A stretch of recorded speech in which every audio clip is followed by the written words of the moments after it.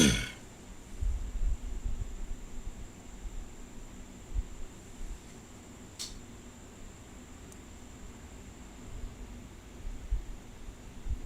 right, I think we're here. Got started a few minutes late. Let's see, what do we... Oh, last time we left off with the lithophane. So we had sliced, well actually we created one, found an image online, created one. I think we even sliced it, and it was going to take an hour or two to print. I don't remember exactly how long, but it was going to take a little while to print. And so we did that offline. So that is done now, and we've got the results of it, although it's hard to see on camera. So I did take a video that we'll look at, but here's the lithophane itself. You can't really see much about it. They have to be backlit. You know, you have to have a light shining from behind it to pass through it so that it can actually work. So what it looks like, I did get a video here. See if I can get it playing. Okay. There? Yeah, that'll work. So this is a video of it with a light shining behind it. So that's kind of the effect that you get. I mean, it's way better in person than it is that I can make a video of anyway. So it does work. They do work really pretty well. This one's not very large. Let's see if I can get it back on the screen here. It's not very large. You know, what is that? 3 by 4-ish? No, it's something in that range. 2.5 by something. I don't know. I guess I could measure it. 3 by 4. Yeah, it's 3 by 4. So 3 inches by 4 inches. So it's not very large. It takes a 2-ish hour print. This one was printed at a pretty fine layer height. I think I had it at 0.12 millimeter layer height. And so they're pretty neat to work with. They are surprising the first time you actually see one in person, because it doesn't look like, you know, it's going to do that much, and I can't really show you other than that video of what they actually do, but in person they're actually pretty impressive. Again, on those, when you print them, it is best to print them standing up. It looks like it'd be great to print flat like this, but then you have to have a really thin layer height, and it just doesn't work as well. So print them standing up with a 0.12-ish layer height. You can do 0.2 millimeter layer height also, but you'll get a decent result that way. And use a light colored filament. If you use a dark colored filament, then it's going to block most of the light anyway, and you're going to have a really strong light to make it do anything. So if you want to do one of those are pretty cool. They are as one of the options in the assignments. Speaking of assignments, quiz 1 is open now, so you can do that. There's 25 questions on it, and it doesn't close until next Friday. So not this Friday, 4th of July, but the next Friday. So you've got plenty of time to do quiz 1, and they're all multiple choice. And there are things that, if you've been printing on your printer, you probably know most of them. There might be some like little detail ones that you have to look up an answer to, maybe a G-code question or something. Maybe may have to go search that out. But in general, it shouldn't take very long to do the quiz. All right, today you can see right here, we're doing resin printing. I don't know if we'll do any resin printing in class, but we'll lead up to it and everything. I've got the resin printer out. So this one is the printer. This one is well, you can see it, it's called there, the wash and cure station. So let's just go to Amazon real quick, see what these printers are going for these days. This printer here is actually 3 years old. Maybe it's older than that. It's actually pretty relatively old printers. So let's get this here. Here's some Amazon. Here's one I bought. No, this is not the printer here. This one's at school. But 380. These are some of the higher end ones, I'm sure. Yeah, here we go. So you just want to start in resin printing. Here's a $140. You can get it cheaper than the Ender 3. Now the thing with this is, and actually this one right here is a better deal. You can just buy the resin printer. So this is a little bit larger resin printer, so you can kind of see this vat right here is where the resin is held, and that's kind of controlling how large of a print you can make. So this one's a little bit larger, but typically you're not printing really big things on resin printers, at least not with this kind of resin printers, but they do make some really large ones. So you can get just this, right? And print your parts. You know, you can get the $139 one right here, and it'll work fine. And this is a Creality one, so it's like the Ender version, so it is on the cheaper end. May not have all the fancy stuff on it, but the way these work is so simple that they can be pretty cheap. The problem with buying this $140 resin printer is that the cleanup on these things is really pretty messy. So there is a liquid resin, this gray stuff in here. Actually, I don't know if it's gray. It's hidden behind the cover.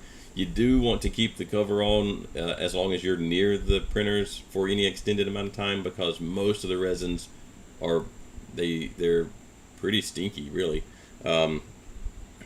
They've made some newer resins that don't smell quite as bad, but in general, so this cover does two things. One, it contains the fumes from the resin, but it also blocks out UV light. These resins are photopolymers, meaning that certain wavelengths of light, and for this stuff it's UV light, will harden them. That's how they cure. So the problem with just getting the printer is that it's so messy, and I would, unless you just really want to do things yourself or save some money, save $100 or whatever, then I would say get something more like, let's do this one, that one, this setup. Not the brand. The brand doesn't matter. I guess at some point the brand matters, but what you're getting here for $110 more is that you're getting the printer and you're getting a wash and cure station, and that's what I have over here. Not this. Actually, that is the same brand, but it's a different model. So this piece over here is it's right now it's got a vat of isopropyl alcohol. It looks like I'm pretty low on it, so I need to get some more isopropyl alcohol because I'm down to just right there. Most of it's evaporated, I guess, since I last filled it up. But what the point of the wash and cure station is you print your part over here, and it's hanging. Let's see if we can get a little more of the printers in here. It's hanging from this platform, and it's dripping. It itself is semi-cured, so it's been through the printing process, and it's hanging from this platform, dripping resin down back into the vat. And yes, you can scrape it off of there, so you can use a scraper and scrape the part off of there. Get your own little tub of IPA. Some of the resin is water washable, so you can rinse it in water. Most of it is you need some sort of alcohol based, so isopropyl alcohol or something to rinse it off. It's still not done yet though. So you've printed it. It's mostly solid, but it's still not fully cured. And so what I do with the wash and cure station is I let it drip for a little while so that it's lost or it's dripped off most of the really loose resin. Then I'll take this, and some of these are set up where you can take the entire build platform and put it in the wash and cure station, or you can scrape off the parts, put them in the wash and cure station. It automatically has a little base down here that has a spinner in it, so it agitates the water, or not the water, the IPA in this case, and it will clean up the part for you. And then you can take your vat of isopropyl alcohol. Usually there's a little metal basket in there where you can lift out your parts. They're clean now. You can go rinse them off in just plain water. If you leave the isopropyl alcohol on the surface, you'll end up with parts that are a little bit cloudy looking. So you need to wash off the isopropyl alcohol with just regular water. Then you take this vat out, and you can probably see it better on here. Let's look at this one up close. Back behind here, you see those lights? Those are UV lights, and actually this one has a little directional UV light, and it's got a little platform that you put in place of where the vat was, and it will cure. So it'll shine UV light. This little turntable platform at the bottom, you can just see a line of it there. Will spin around pretty slow, but it spins around, and so that your part gets cured from every angle, and it will do the curing. So if you don't have the wash and cure, all of that dripping, washing, rinsing, curing, all that has to be done manually, and that's where a lot of the mess comes in. You'll see on mine over here, I still have, you can't really see much of it, but I still have a silicone mat under everything, to try and catch any sort of drips or anything. This mat is it's pushed all the way to the forward just because this is not where these printers normally are, and so they're just kind of sitting here right now. But this is actually a 3D, well, a resin printing mat, but all it is a silicone mat. Since I bought this one, I've started just buying, they make silicone dog mats for like putting under a dog dish or a dog bowl to keep that mess contained, and they're actually way cheaper and way bigger. So you can actually put all your printer and wash and cure in this mat and still have a lot of room around it for any drips to get caught. So say that you do get some on the silicone. Silicone sticks to nothing except for other silicone. So you let it cure. In fact, I forgot to bring this. Hold on. Where did I put it? I don't see it right now. Normally, I have a little handheld UV flashlight, so that anything that drips on the mat, I can just shine that light on it, and it cures in 10 seconds or so, and then you can scrape it up. Or you can take the whole mat, set it outside, let the sun UV light cure it, and peel off the resin drippings. So it's not as simple, in my opinion, as just buying the $140 printer. Yes, you can print, assuming you get some resin. You could get $140 and a bottle of resin. We'll look at those in a second. Bottle of resin, and you could print, but it's going to be so messy. You would also have to have some gloves. So the resin itself, most of these resins, the liquid version, not the cured version, but while it's still in the vat, it's still in the bottle, you get it on you one time and you wipe it off and it's not too big of a deal. But a continued exposure to the liquid resin, uncured resin, to your skin, it's one of those chemicals that every time you get exposed to it, it is worse the next time. So you definitely have to have a pile of paper towels and a big bag of throwaway nitrile gloves or whatever kind of rubber gloves that you're not allergic to, so that you cannot get this on your skin, because you don't want to get it on your skin over and over and over again, because it will eventually lead to some chemical burn type of scenarios. Usually it doesn't happen the very first time that you get it, drip on you or whatever, but you want to avoid that as much as possible. So what I would say is, if you wanted to do resin printing, you need to get some kind of wash and cure station to eliminate you contacting the uncured resin as much as possible. Get you a printer, resin printer. They make them in all different sizes, and you don't really need a really large one for most of the stuff that you're going to resin print.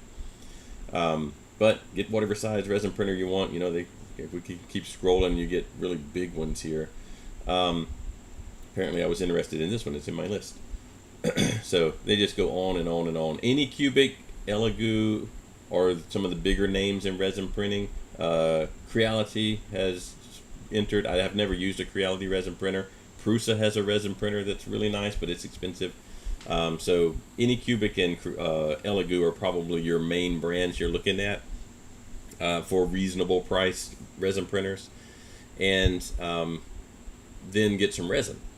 So you'll see in here, let's just look through the name here, and we can look at what all this stuff is telling you. So 14K. So these things have an LCD screen. So underneath this vat is an LCD screen. And you might think, oh, they're using the LCD screen to project onto the liquid resin to cure it, but that's not, actually that's almost the opposite of what they're doing. Underneath the LCD screen, so down further in the bottom, the base here, is a UV light array. So, you know, I don't know, a 3x2 or 4x5 or whatever pattern of LED, but UV LEDs underneath here. And that light is shining up, and it's actually being masked by the resin, not the resin, by the LCD screen. So, let's see, this one, we'll go back up to our picture here. This one says, all right, so 14K, that's the pixel resolution of the LCD screen. So obviously higher numbers mean more pixels, mean that you can have more detail. Now, generally that's true, but you also have to consider the size of the machine. So this little 10K resin printer being smaller might actually have more detail than the 14K, but it's bigger. This one has a 10.1 inch screen. I don't know this one, I don't know how big of a screen it has. It didn't actually tell me. 7 inch screen. So a 7 inch, remember that's the diagonal across the screen, is 7 inches. So a 7 inch screen with 10,000 pixels might actually be more pixel dense than a 10 inch screen with 14,000 pixels. So you have to weigh that, you know, size versus pixel count, and see which one. And at some point it really doesn't matter that much. So that's what this is telling you. LCD, they're all of these are LCD screens. So the screen itself is an LCD screen. There are a couple that do a digital light projection. In fact, that one that's purchased here, that might be, was this? No, this one's an LCD. There are some DLP also. They haven't caught on as well. But most of these are LCD. MSLA, that is masked stereolithography apparatus. So SLA, stereolithography, that has been around for 3D printing since probably the mid 1980s. So I saw one of these printers at Smith & Nephew. They're an orthopedic company in Memphis. I saw one of those in 1997, probably 1997, somewhere in that time frame.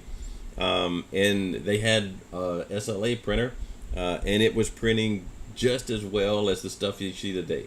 The SLA part, though, is a laser based, so it's still a photopolymer, but they're using a laser to trace over the resin and cure it, you know, in selective locations.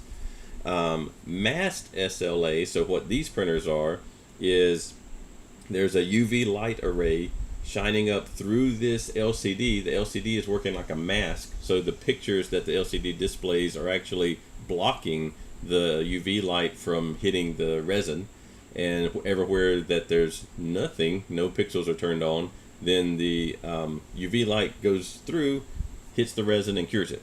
So that's what the MSLA is. Mono is talking about the LCD screen. So the LCD screen, normally you think of, oh, well, why would I want a black and white or a monochrome LCD screen? I want a color LCD screen. But in this case, you actually want the mono screen, because all the screen is doing is blocking light in certain patterns and letting light through in the inverse of those patterns. So the mono screens actually do a better job of blocking out light than the color screens. The first ones of these that I saw, you know, 5 or 6, I don't know, maybe 7 years now, did use color LCD. That basically used tablet screens, like not from a iPad necessarily, but maybe some Android tablet, and they would use those screens, and they were all color. But as things have progressed, the mono screens have become way more dominant. You could still find one with a color screen, but the mono screens are more dominant and better. They're better. This is how many millimeters in the Z direction can you print per hour. So for an hour print time, now this does get affected by the layer thickness you're using. So these things, you might have some of these printing at, usually the default setting is something like 50 microns per layer, so 0.05 millimeters. So your FDM print, you're printing at 0.2 millimeter layer height, and you think that's, pretty fine. These things print at like 0.05 or 0.03 or something in that range. So depending on what layer thickness you're using, this number will change. But this 150 millimeters per hour is probably based on a 0.05. Now I'm noticing this one doesn't have that great of reviews. So maybe get you an Anycubic or Elegoo and leave the Crealities alone for the time being. This one's got better though, so I don't know what the deal is with that. So 150 millimeters per hour, that's decently fast. There probably are some faster printers, but that seems reasonable. UV resin, they're all going to be that, and then the size. So this print volume here is based on how tall is the printer and how big is that vat and the bed that goes down in the vat, really. So this is actually a decent sized printer here, and it's one of the more expensive ones. Maybe that's why it's rated a little bit worse, is because for the money you could probably get better printer. All right, so let's look at some of the resins that you can get. So let's just look for resin, printer resin. All right, so the resins are, apparently I've bought this one before. I bought it. It doesn't say when I bought it. In the $30-ish range, although they make specialty resins that can be way more expensive. You probably won't find too many much cheaper unless it's a smaller volume, but that's about the price you're looking at. This one is a little bit more expensive probably because it's the high-speed resin. So you have all sorts of resin qualities. So you've got high-speed resin, you've got tough resin, you've got ABS-like resin. It's not actual ABS, but it performs similar to ABS. You've got translucent resin. You've got clear resins that aren't really like glass clear, but you've got all these different types of resins. Here's another one. So yeah, there's one of the ABS-like, and it's water washable, and that's only $21. You do not have to, like, this is Elegoo, right? You don't have to have an Elegoo printer to use Elegoo water washable ABS-like resin. What you have to make sure is that the resin that you're buying is going to cure with the wavelength of the printer that you're using. All of these are using UV light at I think it's like 409 what is that? I don't remember what the units are on that for the wavelength of the like micron. I don't remember what the wavelength is measured in right now. Let's see if it says on here. This one, it's a little bit dark, but this is kind of what I'm thinking of for our canopy, because it's supposed for the X30. I want to print it in resin, and the real one is a smoky gray. This one looks a little bit darker than what I'd like. Let's see if it tells us about the curing. Oh, nanometers, 405 nanometers. I don't know why I couldn't think of nanometers. But 405 nanometers. And so all of the Masked SLA, as far as I know, are emitting 405 nanometer UV light to cure them. There are other resins, so maybe you go somewhere other than Amazon and you look for some resins. There are laser cured resins which do cure at a different wavelength, and then you would have to make sure you're using the right printer for those. So most all of these that look like this kind with the a bottle like this, usually, yes, right on the front it says UV wavelength 405 nanometers. They're going to work with your printers. Let's see. What else about resins? I was looking to see if they had, these are the water washable ones. There's ABS like, there is standard, which, wow, now we're getting pretty cheap here, $17 for a bottle. What else is in here? There's usually some that are flexible.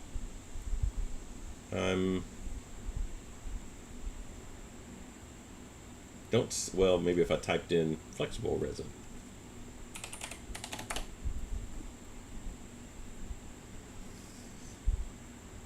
Here's one.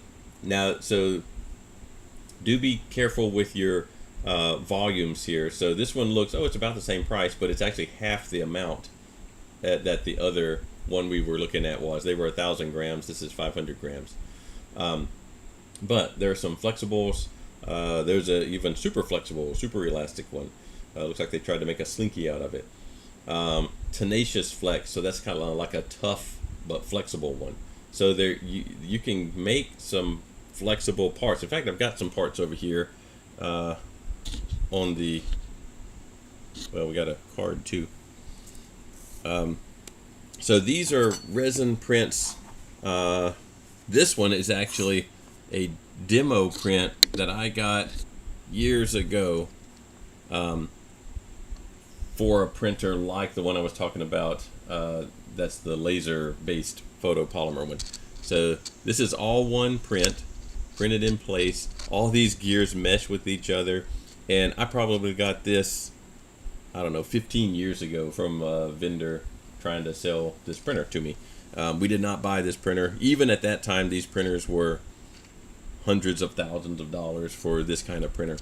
But this part, when I first got it, this part was more clear. It wasn't transparent like glass would be, but it was clearer. And you can see this is one thing with most of these resins. They are UV curing, and so as UV light gets to them, they yellow. So you can even see this one has the base of it has really turned yellow over the years. And even this part is more yellow than it started out as. You've seen this guy. I've brought him out before. Now this one is painted, so he did not start this way. But this is the level of detail. See if we can zoom in some. That you can expect from resin prints.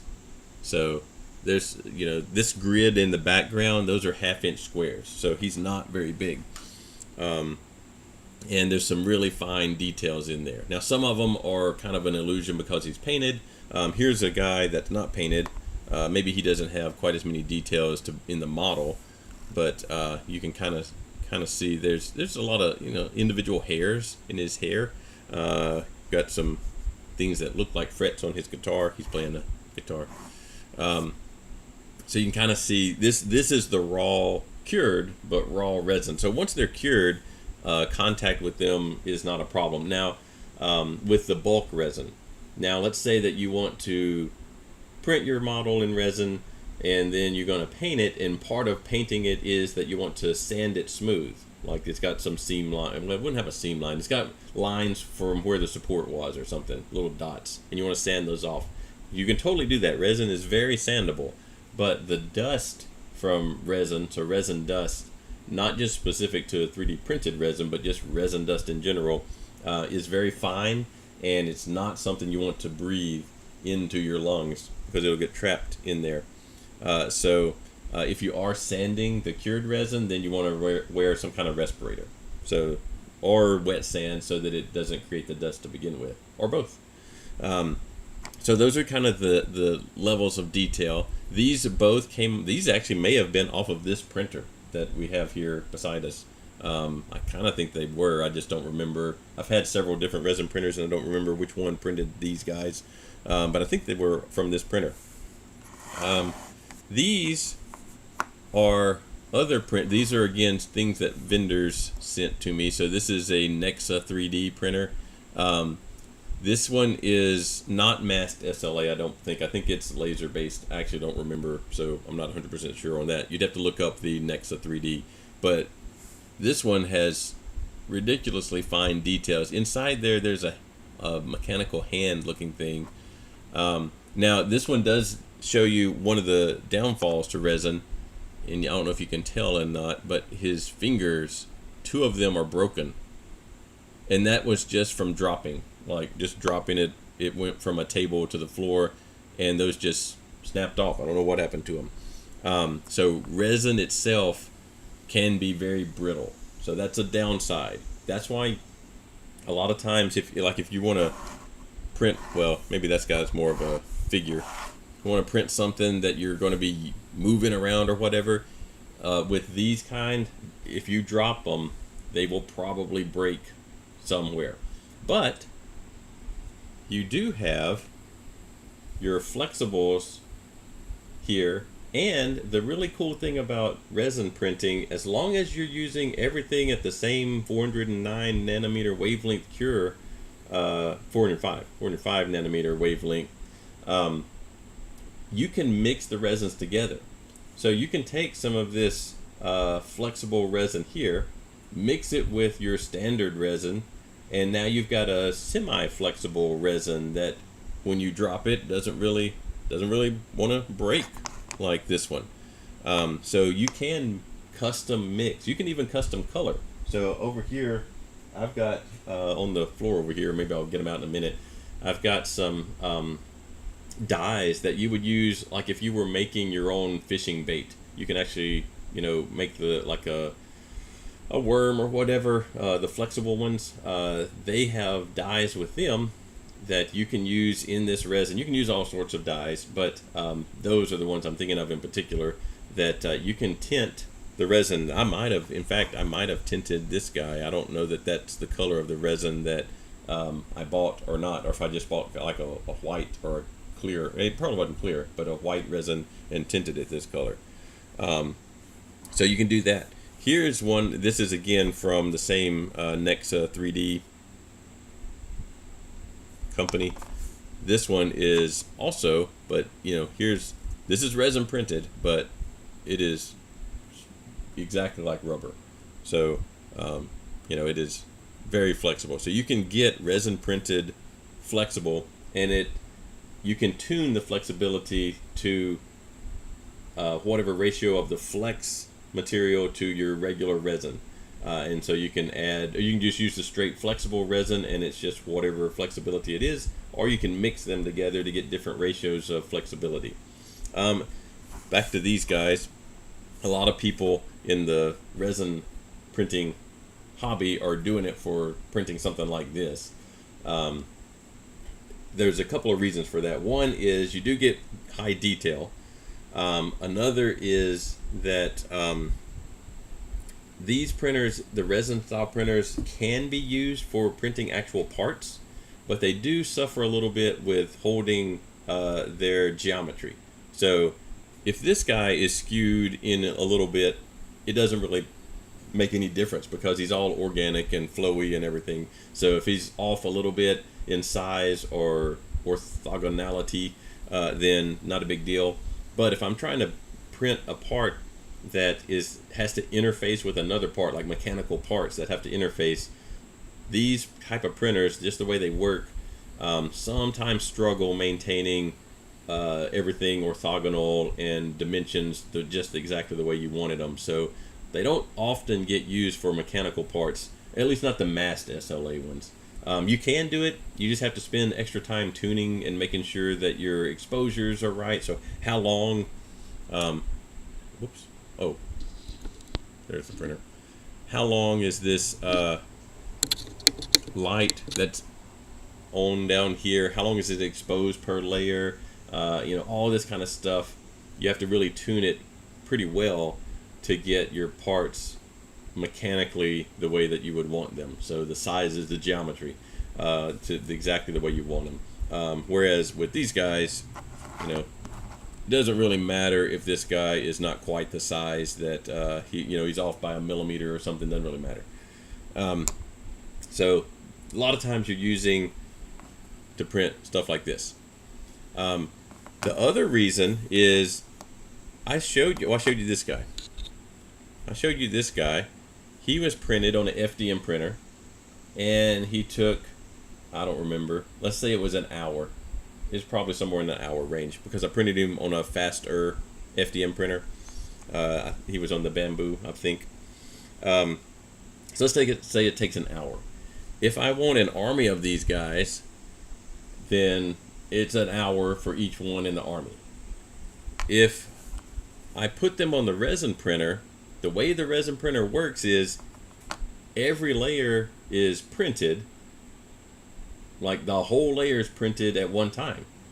You know, with FDM printing, the print head has to trace around every little circle in the profile for every one of the guys that I want to print.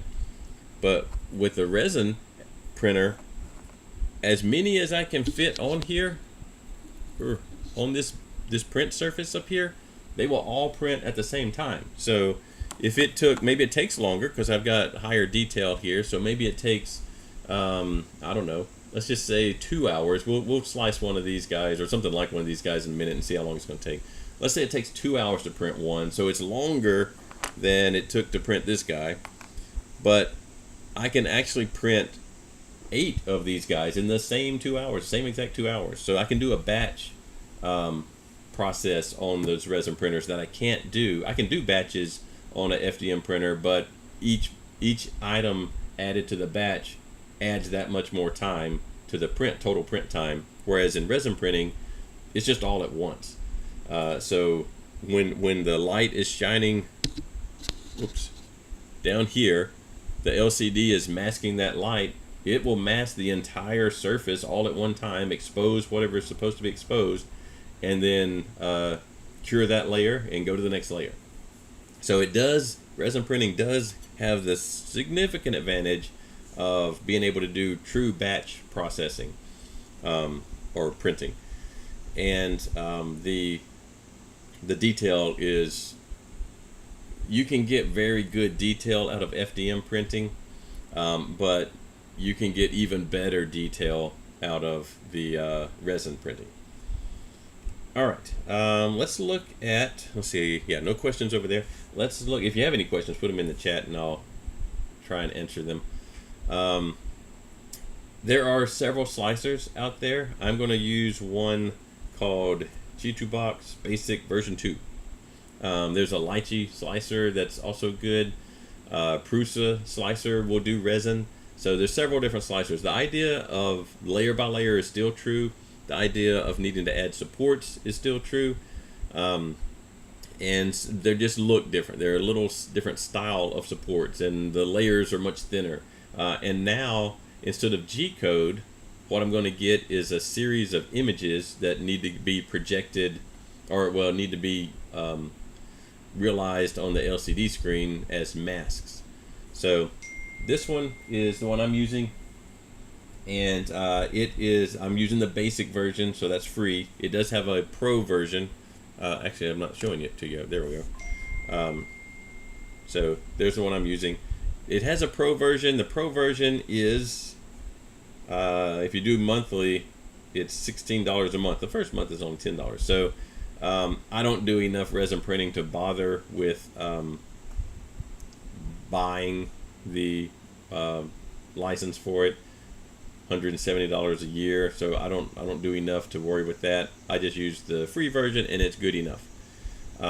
So let's see if I think I have it running. Yeah, here it is. So I have already gone and gotten this ancient looking turtle model. So the models are the same thing. They're STL files, and actually let's take him off of there, and so that we can go through the whole process. Normally you want models with higher detail, because if they don't have a lot of detail, you would still be able to have a reason to resin print them, even if it was a low detail model. Maybe you wanted to do a batch and you want a bunch of these done at once, or maybe just the material itself. You didn't want the PLA, you wanted a resin type material to be printed. But normally you're doing this at least partly because you want the higher detail. So finding the higher detail models there aren't as many really nice high detail models out there that are free. So normally you're having to pay for those models, make them yourselves, or deal with some that may not be as nice. Now I will say that some of the AI mesh generators are starting to be able to produce higher detail models. I think we looked at one maybe last week that was beginning to produce higher detail models. They're still not as high of detail as some of the things that are out there on places like My Mini Factory.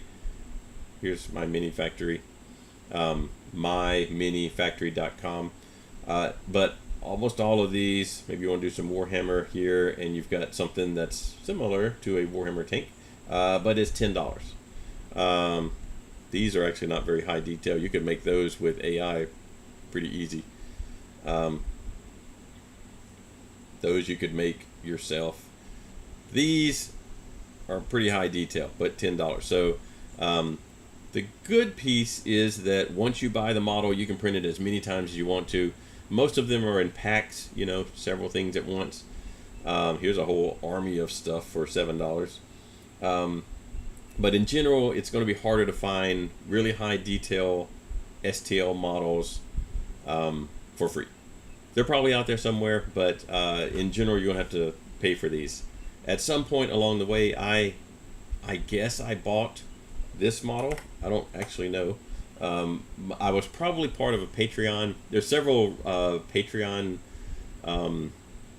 creators that do resin models in different themes, and every month you get a new pack of whatever the theme is that you've signed up for.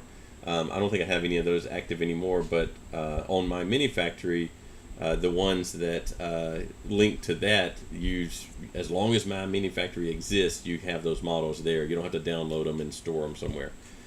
So I found this turtle. This is what's in the turtle folder. So apparently there's a bunch of different pieces. If I wanted to print him individually, maybe I wanted to print him in FDM and I want to do individual pieces. There's two different bases. There's some where he's underwater, and then there's two that are whole. Sometimes, I don't know if this whole one, let's look at it. Sometimes they're pre-supported. No, he's not pre-supported. He's just gigantic. Oh, he's got his mouth open, I think is the different from the other one. So sometimes you'll get these models and they're pre-supported, meaning that the creator has hopefully gone in and fine-tuned where the supports need to be for this model to print correctly. This one does not have that, so we'll have to do that ourselves. We won't do necessarily fine-tuning, but we'll put some supports on him. Let's go get a base for him too. There it is over there. So the base is actually pretty plain. All right, so there is an auto layout button here, which will, I think what it's really going to do is take them in the orientation they are currently and try to pack them into the bed so that you can do a bunch. This guy's kind of large, so let's hold down Control, select both of them. Let's scale them down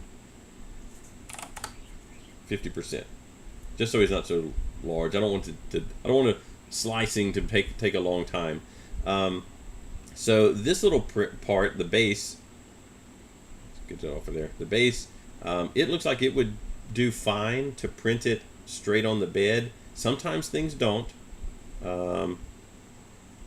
But one thing you have to think about, if this were a really large base, that green, all of that is going to be stuck to the, it's going to be cured at once. And if you cure a really large flat area, it can be tough for it to peel away. We haven't really talked about peel away. Let's go over here and try to describe this. If I can find my pen, it's missing. I may have to draw it with rectangles. I don't know where the pen went. Huh. I'm sure it's rolled around somewhere over here, but I don't see it. Well, we'll just do this with rectangles. All right. So you've got your where's the shapes? Got your UV light. We'll make it red. Right. So there's your UV light source, and it is shining upwards.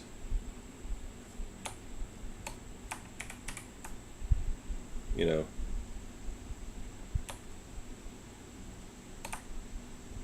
Why am I not able to select multiple? There we go.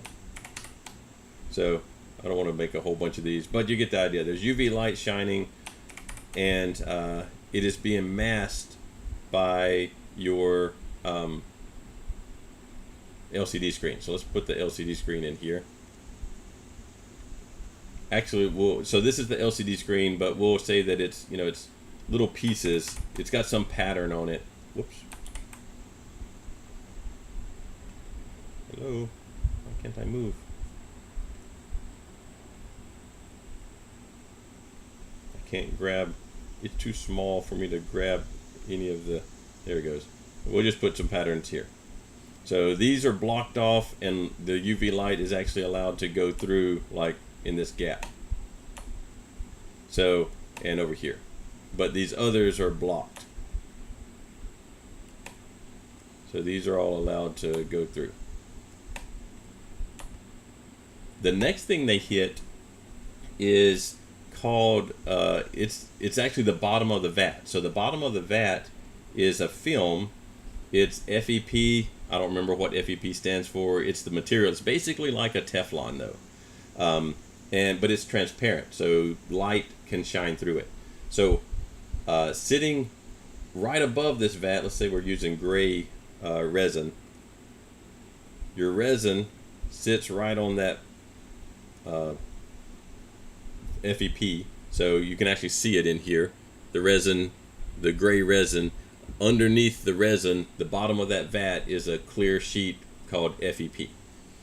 Okay.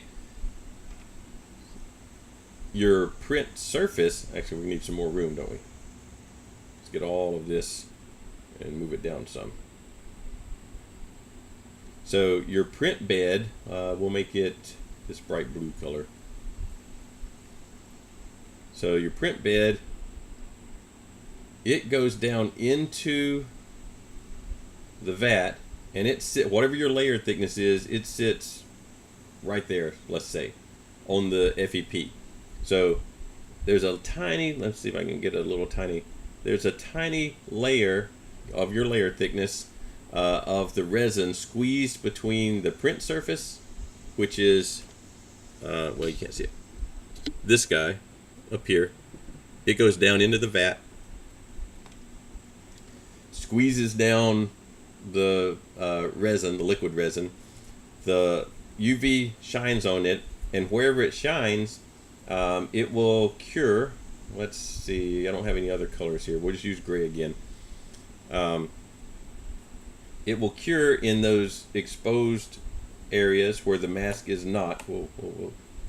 So, you'll have a little piece there, and we'll have a little piece over here. Because I didn't draw light rays, but there's light rays over here too. Oh. So there would be another set of these over here. Okay. Wish it wouldn't do that.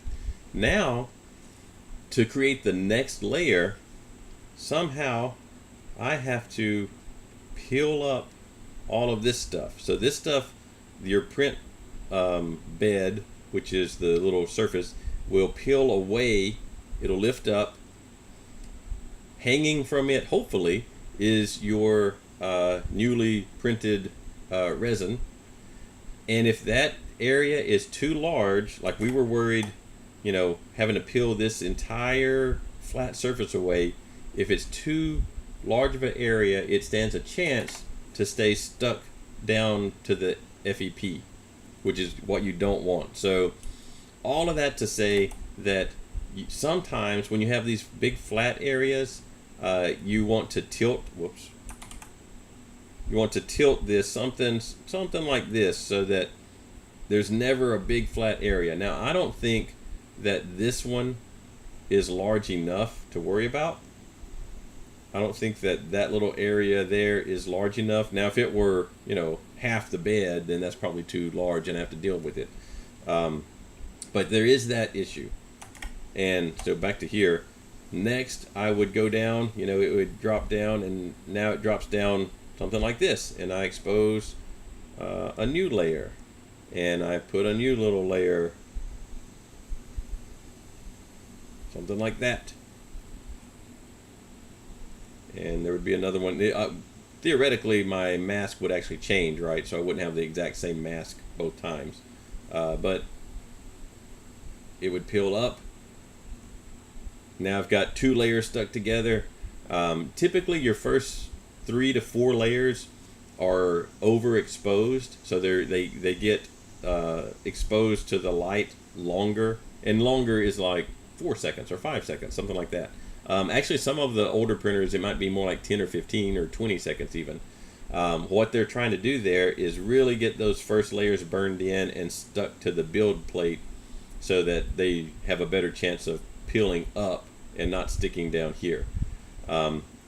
Inevitably, you're going to get some prints where these parts stay stuck down here, and your printer doesn't know any different, and it just keeps going back and forth, and you get all these little flat versions of your part that you were trying to print. It just all just is one little flat pancake of your part, which is what you don't want to happen. So that's kind of the overall process. So all that to say, I think this guy's probably fine like this. But if I were worried about it, I would tilt it up a little bit and add supports to hold it up. But I think it's fine like this because it's not that big. This guy, yes, he could probably print in this orientation, but what I want is, the purpose I think I would use this guy is he's going to be some kind of, something like this or whatever, and he's mostly going to be seen from the top. So probably he's going to be sitting on this stand, so probably you won't see much of the underside of him. So I'm going to rotate it so that when I put supports on it, they're going to be underneath here, because they will leave little nubs. So these supports look like scaffolding, and they come up and they have little points that intersect the model to hold it up. You'll see once I generate the supports what it looks like. And I think that I'd rather have all those little points on the bottom of him because they're less noticeable there. Alright, so the other thing that you might want to do, sometimes you do, these are probably getting to that area, is if the big chunk of whatever, the original size of this guy was twice this size, that's going to be a lot of resin. And it gets hard to cure the very inside part because if these resins are opaque, like this one, like the one I've got over here is an opaque resin, then it's hard to get UV light down in there, and the inner core will just be kind of cured from the printer, but not fully cured from putting it in the wash and cure or whatever. So if I don't do that, what will happen over time is that that uncured stuff in the center will cause the external surface to crack, and you'll get all these cracks in the outside part of your model. So 2 ways to deal with that. One is to print in a sort of translucent material so that the UV light can get down in there and cure it all. So that's one thing you can do, and then just paint it, or maybe you want it to be transparent anyway. The other thing you can do is you can hollow these out. So I've got a hollow button here. Actually, I don't need to hollow the base. It looks fine the way it is. So I'm going to hollow this guy. There is all sorts of options here. I'm going to leave it all exactly just the default version. And so it's going through and making a 1.2 millimeter thick wall for this turtle.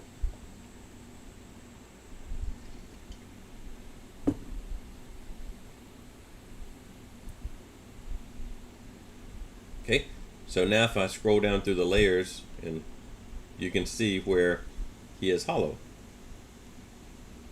So for one, I'm saving a bunch of resin because it's not super cheap. So I'm saving a bunch of it. Also, I don't have resin that I need to cure on the inside, except that now he's basically made like a cup. So this is going to hold resin uncured, and it's just going to be liquid resin in there. So you need to make a drain hole. I'll put one down here. Now it's going to punch a literal hole. Oh, I guess not in that spot. Let's try there. All right, it's going to put a literal hole in the model, but this hole is where resin can leak out. So if you leave all this liquid resin in here, for one, it might make it fail, the part fail, and so you want a drain hole for the resin to leak out of. And when you're done, you want to be able to get all that resin out. Plus, if you want to, you can shine light, depending on where you put these holes and how big you make the hole. You can shine UV light, make like a UV LED inside there, and cure from the inside out also. So it helps you a couple of different ways. All right, so now I've got a hollow model, got a drain hole, and it will leave a hole there. So if I later on, I might have to patch that up or just leave it. It's just up to whatever I want to do with the model. I need to support it. So it's this little diagram. I'm going to leave them all the regular way, but you can control, you know, how big are these little points, how big are the intersecting points. I'm going to leave everything at, actually I'm going to put it on middle, so they're a little bit larger. The light supports are nice, but sometimes they're too small, and your model ends up failing. So I'm going to do middle, leave all the others alone, and do auto support. I didn't put it on the base because it doesn't need any support, so it's turned off right now. This is the support. So in general, the light support settings peel away really easily. The middle ones usually peel away okay, but they leave some nubs that you have to deal with. The heavy ones you might have to cut away. So it depends. But this is what your supports look like, and so they look similar to, you know, your supports in FDM printing. If you're unsatisfied, maybe you're worried that this little part right here, you can actually see is that's a ghost of what I want to add. You know, I'm worried that that little part's not going to be supported. You can just go in and add another support there. You can, maybe you think too many supports. You can go and delete supports. And you can work on it as long as you want. You know, in general, the auto supports do pretty well. It is possible that you miss something, and if you miss a area, what will happen is that area will end up like one of those little flat pancakes in your print. So you don't really want to miss too much. It's basically a matter of scrolling through the layers and looking for anything that looks isolated. Like and I think it's actually it's doing supports on the inside, which are a little annoying. But I guess it thinks it needs them to, as it's closing up, it's going to need something to support that. So you may not can get those supports out. That's okay. It's still better than a solid chunk of resin usually. All right, let's turn back our base and let us do, so slice settings, we can look through those. The slice settings depend on the machine, so I've got this Photon Mono X loaded in here, but also the resin. So there's a huge library of most all the resins, but you can input your own resins.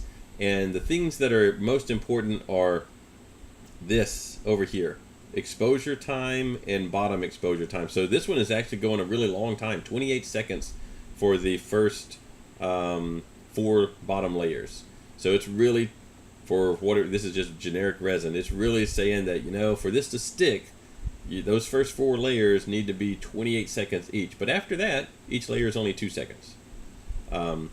So now that's 2 seconds of exposure. There's still a peel time, which is a second or 2. So the total time is more than just 2 times the number of layers.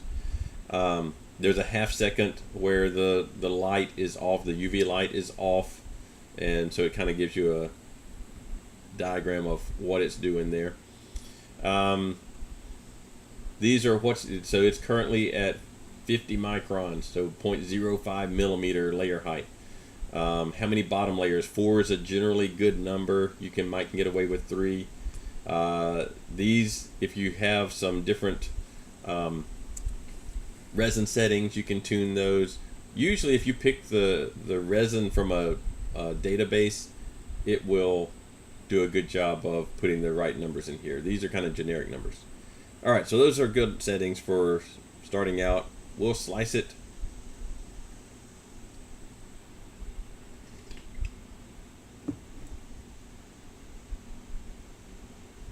Sometimes these do take a while to slice depending on the complexity of the actual model you're slicing and how thin the layers are. We're almost done though. And so it says that it's going to take 14 milliliters. Usually these are 1,000 milliliter containers or so. I think they're 1,000 or 500 milliliters. So 14. Going to take, based on $30 per 1,000 grams, it's going to take 44 cents. And it's going to take 4.5 hours. And this is the file that it sends. So actually it would work from the other way. So this would be the first mask that it would send to the LCD screen. All the black would be masked off, and the white would be open pixels where the UV light could shine through, and it'd make this first layer. It would run for 28 seconds and do the next one, and it would just start building up, layer at a time, 50 micron layers at a time, for the next 4.5 hours. And I would have my little turtle in his base. Now, I could also probably go back and fit multiple of these guys. That could go over there, and that could probably go in there, and I could pack in several of them if I wanted to. Let's see, I think it's, yeah. So there's another one. See if we can get another one in there. Need another base for him. Could get another one in. Alright, so he's going to have to rotate though.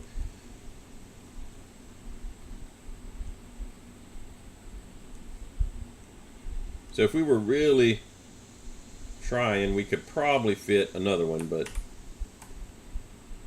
looks like we can get 4 of them pretty easily in there. And now it's going to, uh-oh, look, he's hanging over the edge there. We need to get him in board. And it should take around the same amount of time, 4 hours and 24 seconds, because we haven't added any height.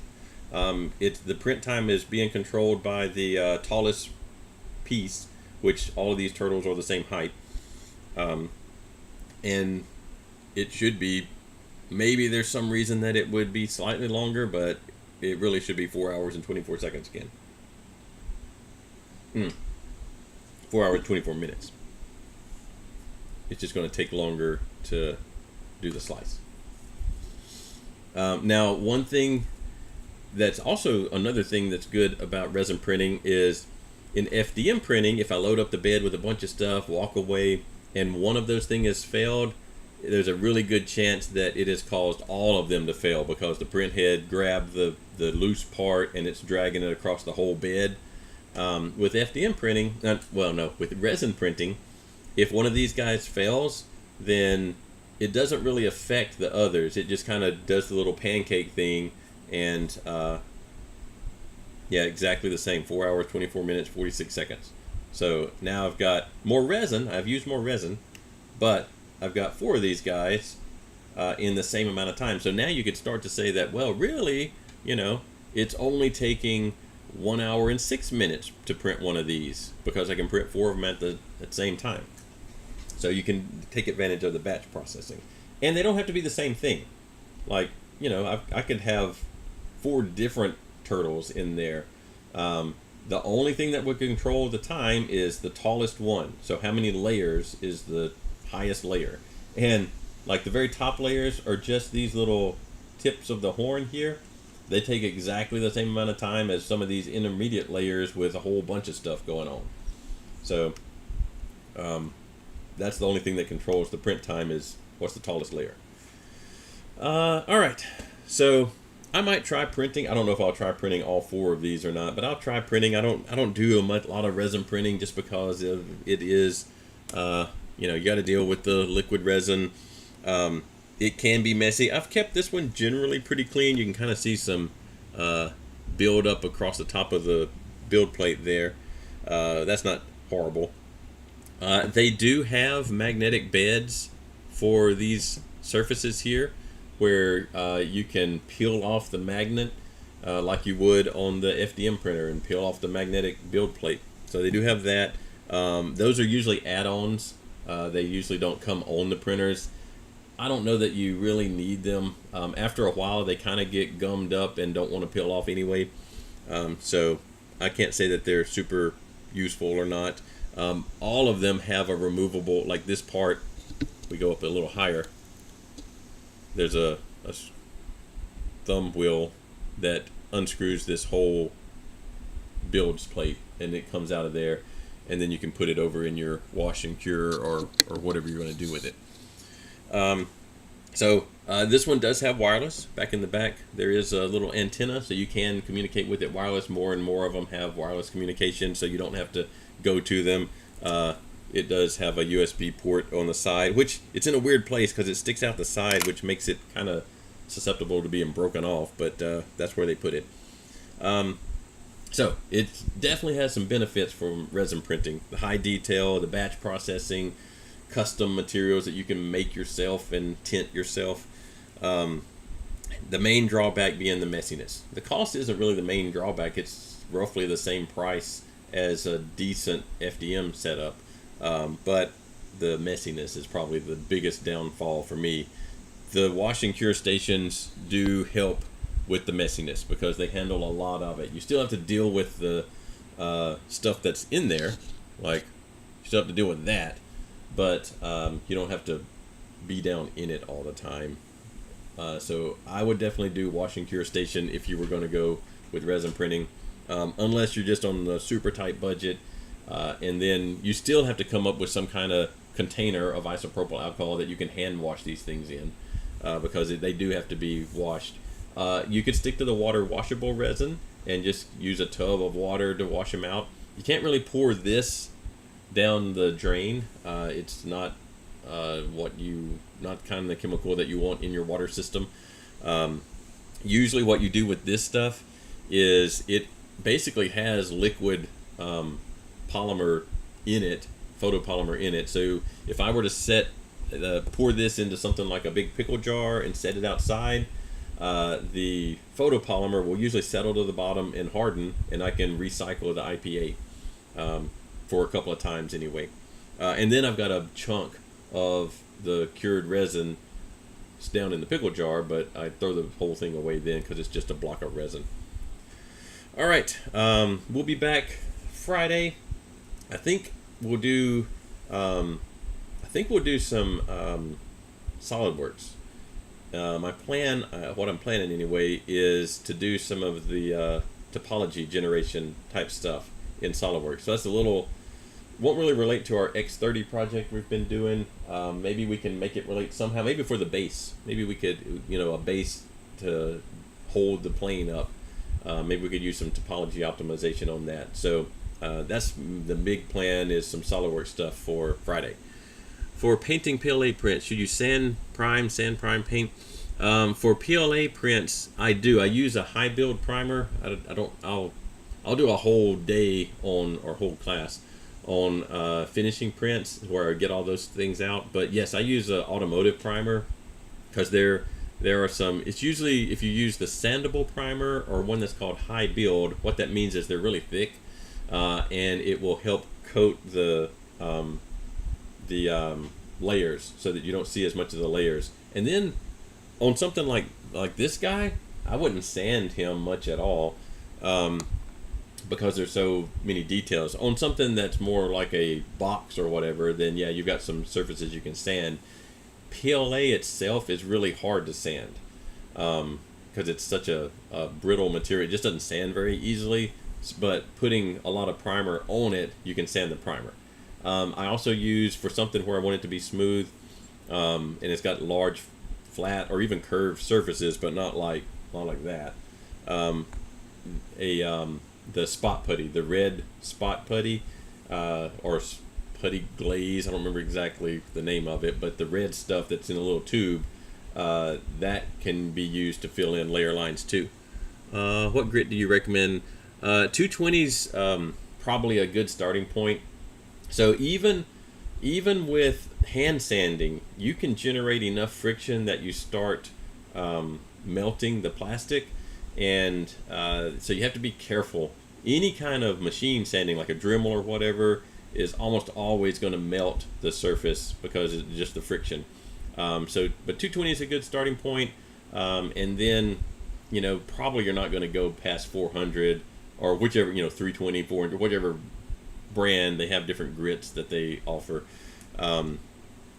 Much beyond that is probably not really practical, but you're not necessarily trying to get a automotive style finish on most of these prints. If you are trying to do that, then there are some other processes where you can use a product called what's it called? I don't remember. It's a resin, a two-part resin that basically you coat the entire model with, and it becomes the outer surface. XTC. Maybe I can find it in Amazon. That's my mini factory. Amazon.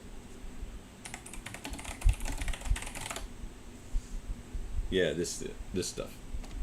So this stuff here, if you're wanting a automotive smooth like finish, and you have a larger part, this is gonna, I would not use it on one of these little guys. It would just make them into a blob, basically.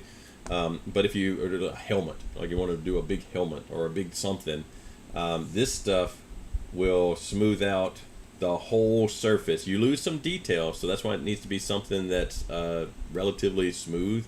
But this will coat the entire surface with a very smooth layer. It self-levels, and it's pretty good. It's not super easy to use. I mean, there's two parts. You mix them together and you paint them on, and then you let it smooth the outside surface.